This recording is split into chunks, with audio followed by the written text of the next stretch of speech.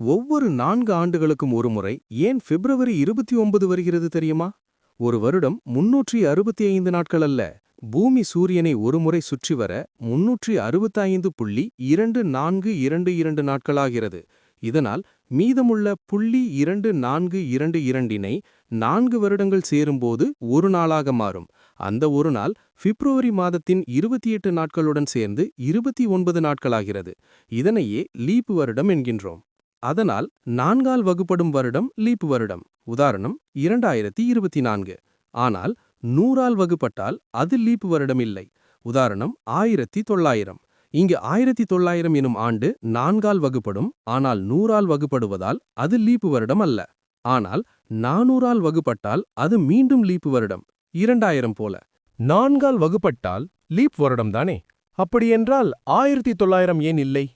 பூமி சூரியனை சுற்றி வர 365.2422 நாட்கள் ஆகிறது. 365.25 இல்லை. ஆனால் நாம் 365 கால் நாள் எனக் கொண்டே 4 ஆண்டுகளுக்கு ஒரு முறை ஒரு நாள் சேர்க்கிறோம். ஆனால் உண்மையில் ஒரு வருடத்தில் 0.0078 நாள் அதிகமாக சேர்க்கப்படுகிறது. 100 ஆண்டுகளில் அது 0.78 நாள் அதிகமாகும். கிட்டத்தட்ட ஒரு நாள் ஆகிவிடும். ஆனால் உண்மையில் அதிகமாக கணக்கிடப்பட்ட அந்த ஒரு நாளினை அந்த 100இன் மடங்கில் வரும் பிப்ரவரி 29லிருந்து கழிக்கப்படுகிறது.